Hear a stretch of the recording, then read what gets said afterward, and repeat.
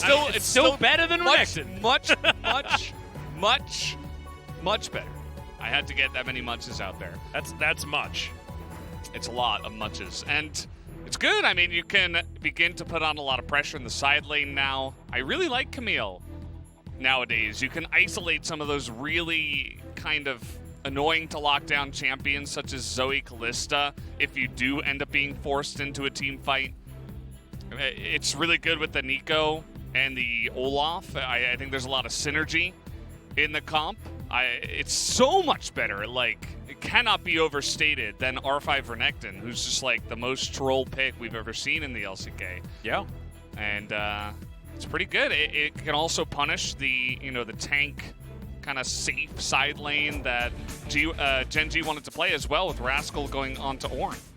Yep, Rascal is a pretty practiced Ornn player. Does sort of stand out alongside this very mid-game composition that Gen.G have put together for themselves, but you can understand why they do it. It's try to maximize the amount of CC that they can have and all the disruption that the Ornn can bring to a team fight. But Gen.G are going to be required to snowball this game. T1 were required to last time around. They're going to have a much easier time.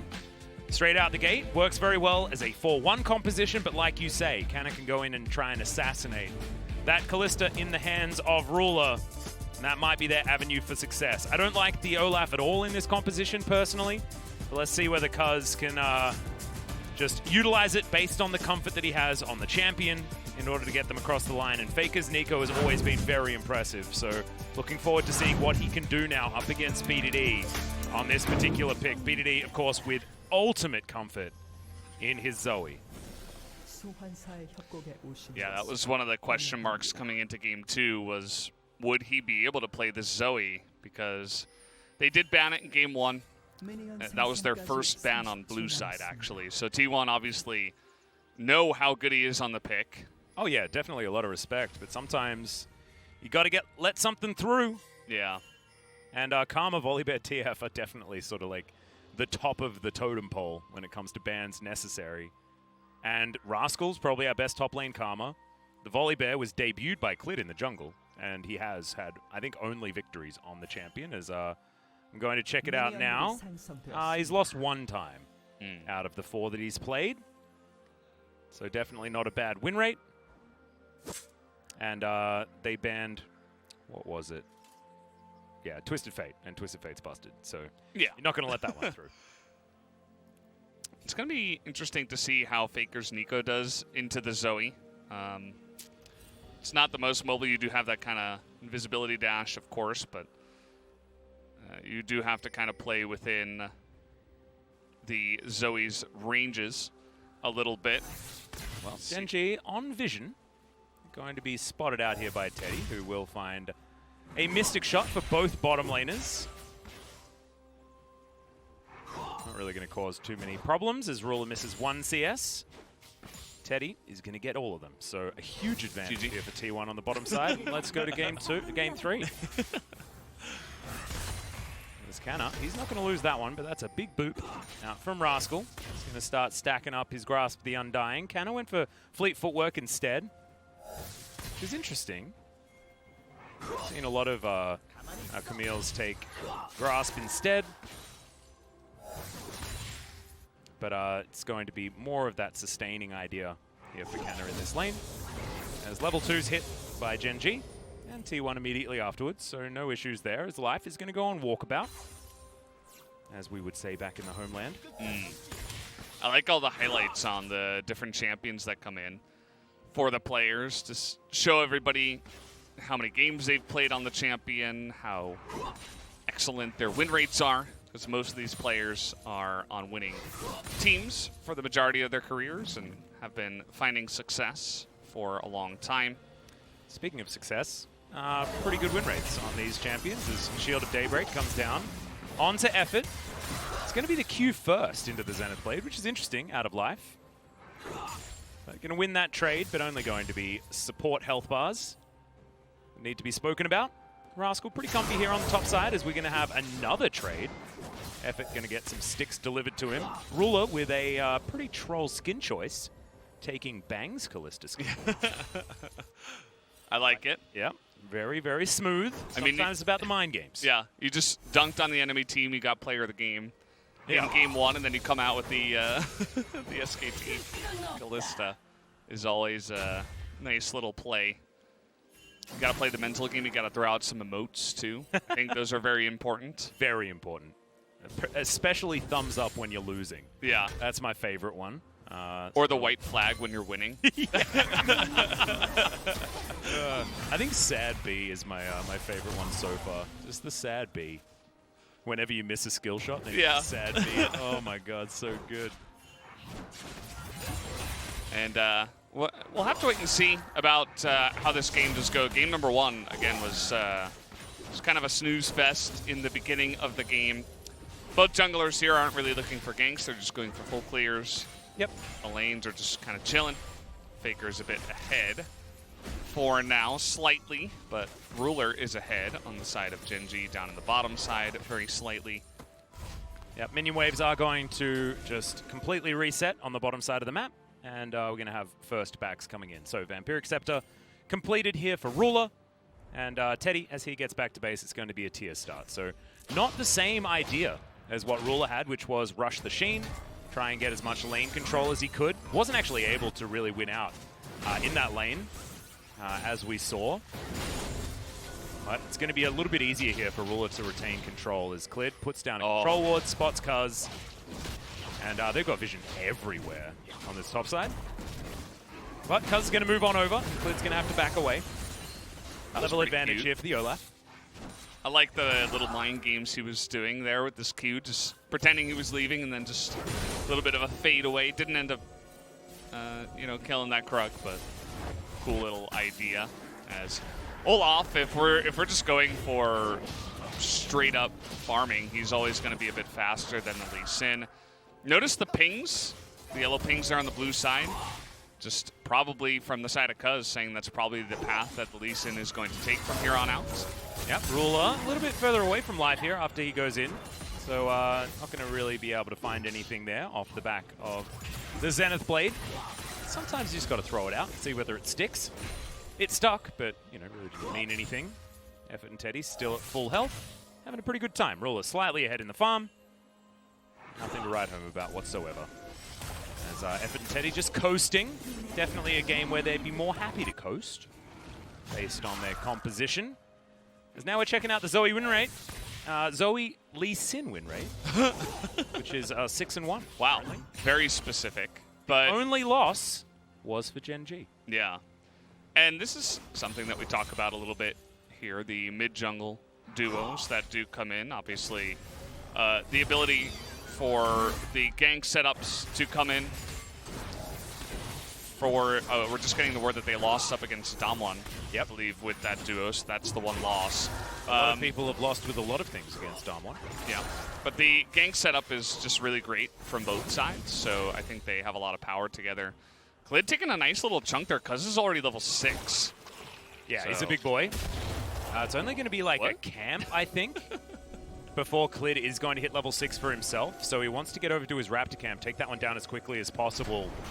As we've got Cuzz just getting rid of this control ward. It's the Shield of Daybreak, actually, as Ruler up against this wall. Exhaust comes in. Cuzz has to vacate the area. That's a lot of poke damage onto Ruler as he backs away. And now, Clid does have that level 6. Now can come over and try and contest. As you can see, the mid lane, Faker frantically trying to push this one in. You can see all the chess pieces falling into place. But T1 looks like they're not wanting to try and fight over this one just yet. And I thought that maybe it could have been an opportunity with how much damage was dealt to Ruler there, but just eats through his potions, utilizes the Vampiric Scepter, and he's going to be back up to relatively high health pretty quickly. As level 6 gained by Ruler, life can be so much more aggressive now. Oh, and Cuzz is going to be spotted here on the top side, I think, by Rascal. Puts the ward in, and that's actually a big trade. But this is a scary Olaf. Rascal may actually have to flash here. Does. Blast Cone going to be utilized, so Lee Sin deciding that he'll go home at that moment. Interesting. Zenith Blade very close to putting life right underneath that turret. Neither side was confident enough to just run at the dragon. Now that Rascal had to flash away, You can see that T1 are setting up for this, but it's a 3-on-2 for now. Yep, Ornn comes in. It's going to be a big knock-up. Ragnarok, remember, is on cooldown, and Cuzz just going to be eliminated. First blood goes to BDD. Kick back. Pop Blossom was about everywhere as Faker's going to be able to grab the kill onto the Ornn, but in goes BDD. That's the double. That is why you ban this champion from this mid laner, by the way, as Faker, he's not going to be tricking Clid this time. Remember, they played next to each other for a very long time. And that is going to be 3-1 in favor of Gen.G and a much earlier first blood than game one. Yeah, oh man, this is just out of control now. Gen.G gets such a massive advantage from that. They pick up the 3-1 and also the Rift Heralds here very early on. Olaf might just try to run at the Drake, but he's on vision now. There's the Fate's call. Effort taking a lot of damage. Depth charge. Doing some work here, but the Ignite's ticking down. Oh my goodness. Aftershock, still such a good ability. The Flash was held onto here by Effort, able to dredge line his way out. Clid. Nice little smite there as Cuzz just walks on over, tries to offer an axe to the situation, and isn't going to get any joy. Losing a lot of time doing that too. He's not going to farm his camps. I think he could have just assumed that that one was going to go the way of Gen.G, maybe even just try to run at that dragon, but that was also taken away because Effort kind of just got caught there. There was a lot of priority in the bot side for Gen.G, so maybe they would have been able to rotate over to the dragon. But we're going to take another look at this, and they say, well, Rascal's low. Maybe we can just do it, but he takes so much damage from the swipe from the Rift Herald, Cuzz does. And then, of course, the perfect kick from Clid denies the damage onto Rascal, most importantly. He's able to lock up Canna, and everything kind of snowballs, and that max range Q from BDD with his own flash, able to pick up the kill. The guy is just unbelievably good on Zoe. And the coaches don't even overreact. They're like, yeah, I mean, you gave us Zoe, right? Like, you're not out of the woods yet, Gen.G, so I like that they're not overreacting. It's only 1,000 gold. As the dust settles, this Infernal Drake has been up for a really long time. As Effort's checking out the river. It's down a ward there, pretending to be a Rift Scuttler, and it looks like Clid's just going to hop his way over, try and grab this Infernal Drake BDD with some lane control. He's going to be able to move on in there as well, as Rascal actually having a good time at this point. Of course, the Ornn does have early advantage, as Cloud Drake once again going to be the second here. As Gen.G do lock down the Infernal. So, able to utilize that early advantage that they picked up, and I'm just interested to see whether Gen.G can continue to find success, or whether T1 will be able to stabilize, because this is do or die against a team that T1 have been able to deal with for 2 years. Yeah. But this time around, Gen.G are in a really good spot. BDD gonna miss on that one. Yep, that bubble going a little bit wide as that's a Ragnarok out from Cuzz. He's not going to be able to use that for the next little while as Gen.G find him in his own jungle. Clid finding a Q there onto Effort also. Yeah, you can see how much pressure they can put on now with the lead that they have. I mean, Zoe's going to have such a fun time in the lane. The jungle is going to be ahead here for Gen.G. So they get the flash out of Cuzz, and he's not having a fun time on this Olaf. We all know how Olaf does from behind. Not very well. There's a lot more running away rather than running at the enemy team, which is where he finds his power. Rascal has the best score because he's 100% kill contribution for both teams. Sitting at 0, 1, and 3. Participating even in all of what T1's been doing. Nice. See whether he can keep that up as this game continues. Of course. Oh boy. Oh no. Faker. Close. Pop Blossom actually used. You can see just how much respect has to be given over to this 2-0-1 BDD Zoe. Because if that Paddle Star had appeared like he was dead, he needed to utilize the shield. Boy, scary stuff. If maybe he waited like half a second more to throw out the Paddle Star, he might have been able to perfectly time it. Yeah. But either way, I mean, it's still a great win because they're able to push the Neeko out of the lane, get more pressure done there. He gets a good back on him. Unfortunately, he doesn't pick up the Ludens just yet, so he goes back, maybe picks up the Rod, and we'll just go from there. Going to use the good back timing at least. Yep, and Shelly is going to hop up into this mid lane. Should be some plates picked up here for Gen.G. And Clid's just going to vacate. He knows that he's going to be able to get that plate gold for himself and gives the rest of it over to BDD. Who was in position at the right time as Faker. Not going to take too much damage there. Portal jump from BDD, not going to be enough. As now, we might be able to get this demolished proc for Rascal, and he does. He's only got another 10 seconds to go, but he's still going to get some plates here. As Rascal picked up the turret aggro, now he's trapped. As there's the Ornn, wants to go back as Cuzz. Yep, he's got Ragnarok, but ooh, tags him there. Clid in position, good sidestep from Rascal. He's a chunky boy, his old Ornn, but still just hiding in that that wall. It's pretty effective. Yeah, and you can see it's pretty rough. Like, the only time that the Camille is able to get damage early on in the game against Ornn is if you ultimatum him under turret. The Camille is going to need probably another item to start doing really effective damage, but the Trinity Force is definitely a good start. Sunfire keeping a lot of health, picked up alongside the Ninja Tabby is going to make him really difficult to punch through, of course, so we won't see much split push domination from the Camille for quite a while here. Yep.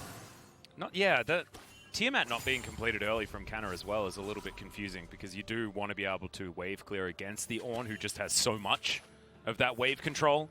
So Canna just making sure that he gets to as much power as early as possible for potential team fights.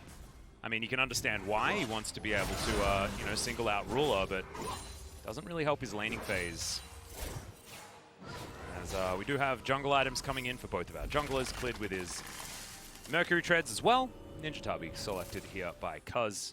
Doesn't quite have his Kindle Gem available just yet that Clid's put together. The Warrior versus Cinderhulk, pretty understandable stuff here in this matchup. And Blade of the Ruin King is done for Ruler. Having a look down the line, Ruler is still quite a few CS ahead. This Canna not going to get knocked up. Gets himself the magic damage shield. Now, Clid's running. Oh, he's booking it.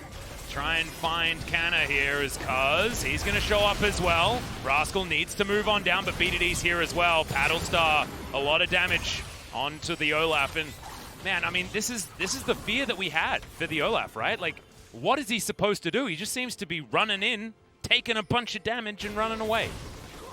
Yeah, he was at least able to get the jump onto the Lee Sin, so it looked a little bit better, as Clid did look a little bit off guard, but BDD was right there to eventually help him out, so didn't matter too much. Faker was busy going back and trying to push the lane and maybe try to get some priority around the Cloud Drake that is up here.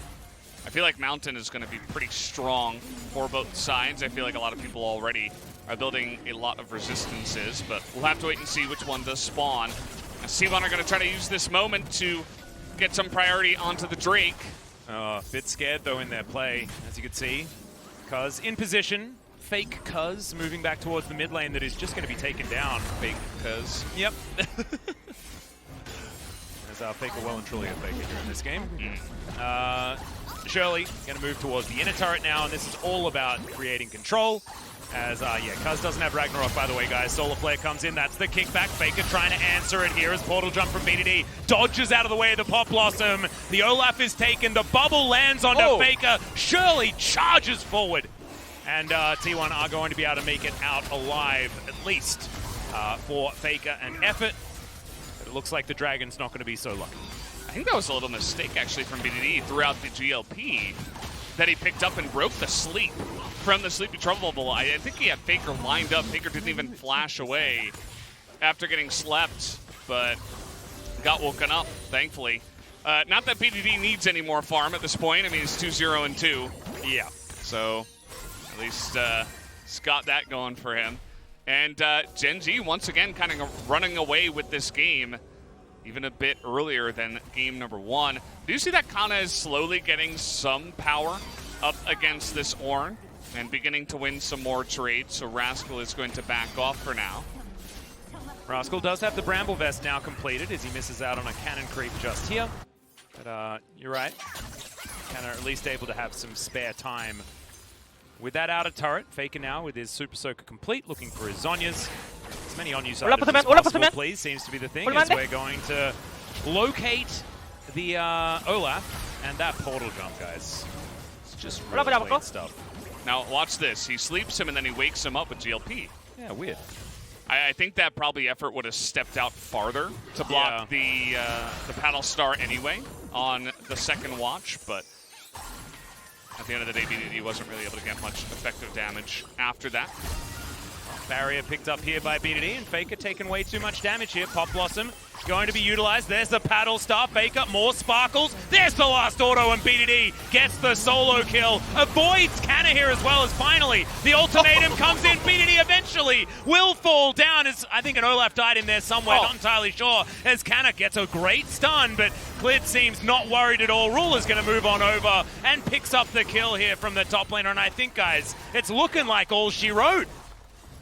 BDD beginning to flex a little bit, says, I am going to win this mid lane matchup hard. I'm not even going to take a little step back and, you know, just play it safe with my lead that I got going on here, as we do have more action now. Yep, Teddy is going to have to flash over. Q not going to be followed there by Clid. Holds on to the Lee Syndrome just for the moment. Now Rascal pushing on forward. Not about half, but he's a big tanky Ornn. It's going to be fine. Has level 13. So his Forge Fire Cape is completed.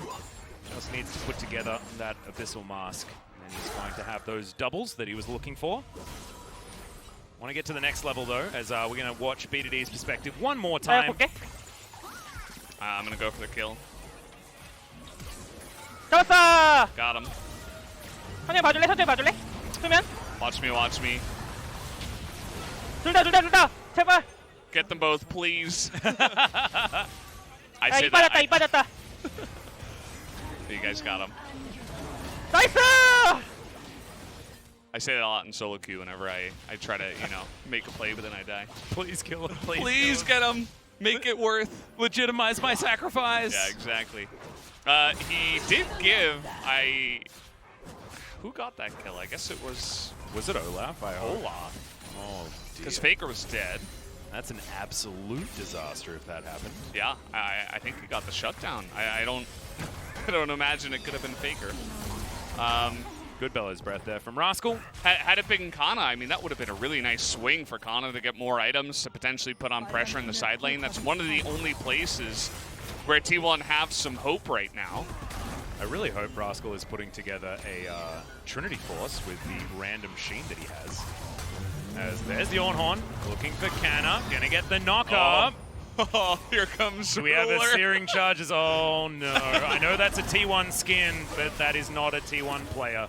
As Ruler is just hand-delivered another kill. Cuzz and Teddy. Undertow's gonna miss.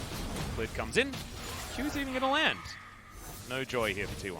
Yeah, that was, I feel like Canna's feeling the pressure to really get some value in the side lane, but Ornn, he's an assassin, man. And let's see how he can get out of this one. Yep, Faker looking to try and lock him down. Does have the Pop Blossom flash used by Rascal to get out of the way, but he's gone the wrong direction, guys. And his team. And we're looking for a Baron as T1 are going to split. Faker still looking to try and take down the Ornn.